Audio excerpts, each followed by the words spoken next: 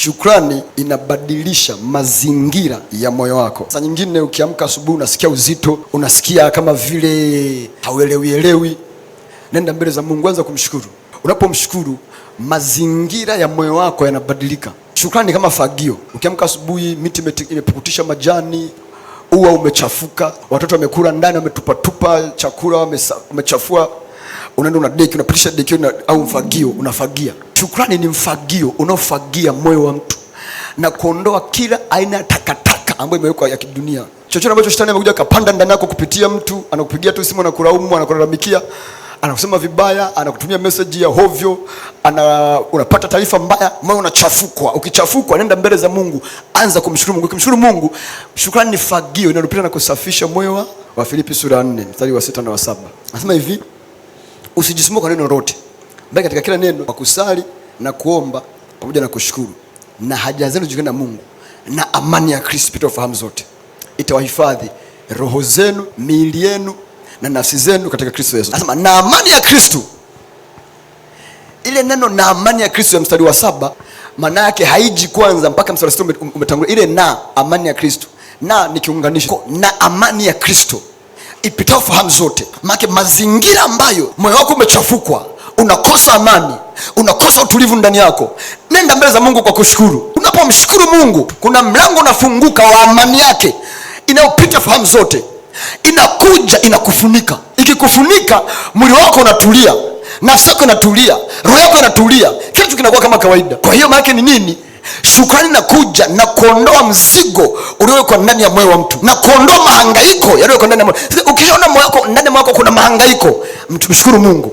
Mshukuru Mungu kwa kumaanisha toka ndani ya moyo wako, ghafla mahangaiko yale yanabebwa. Shukrani inakupa hatua moja ya ufahamu. Shukrani inakupa kujua kile ambacho ulikuwa hujui. Shukrani inakupa maarifa ambayo hakuwemo ndani yako. Shukrani inakufungulia mlango wa kupokea jibu kutoka kwa Mungu au jawabu kutoka kwa Mungu ambalo ulikuwa hauna. Anasema na amani ya Kristo ipitayo fahamu zote. Maana mahali ambapo ufahamu wako umefika mwisho, hauna jibu, haujui hatua kuchukua, haujui njia kuelekea, haujui nini cha kufanya. Unapomshukuru Mungu, ile amani yake inapita fahamu zote. Sasa kama inapita fahamu zote, maana inakuja na ufahamu wa Mungu ndani yake. Kazi ya ufahamu ni nini? Ni kukufahamisha kile ambacho unapaswa kukifahamu kwa wakati husika. Kazi ya ufahamu ni kukupa kufahamu kile ambacho unapaswa kufahamu kwa wakati unapaswa kufahamu, kwenye mazingira unapaswa kufahamu. Ufahamu wako unapogota mwisho, amani yake ikija inayopita fahamu zote, maana inakuja na ufahamu wa Kristo. Maana amani ya Kristo kikukalia, inakupa kujua kile ambacho ulikuwa hujui. Unapofika mahali hujui nini cha kufanya, hujui hatua gani ya kuchukua, unapoingia kumshukuru Mungu, inakuja na jibu ndani yake ambalo linapita ufahamu wako. Ndio maana yake amani ya Kristo ipita fahamu zote. Kama inapita fahamu zote, haipiti fahamu ya Kristo, sababu ni amani ya Kristo. Na ingekuwa haishughuliki na ufahamu wa mtu, kama asingesema na ipita fahamu zote, kama haishughuliki na ufahamu wa mtu. Kwa lugha nyingine ni kwamba, mfano, kuna kitu kimekupa stress.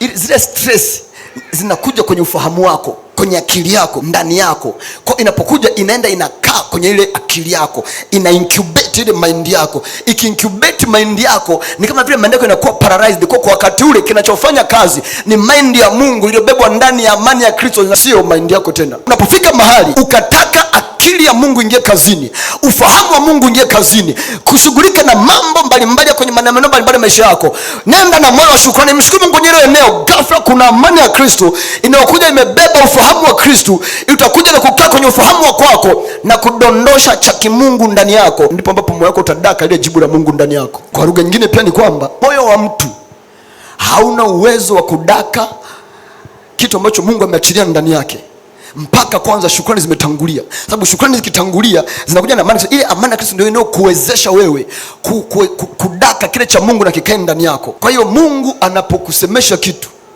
lazima kwanza shukrani zitangulie, ili inapokuja jibu ulipokee.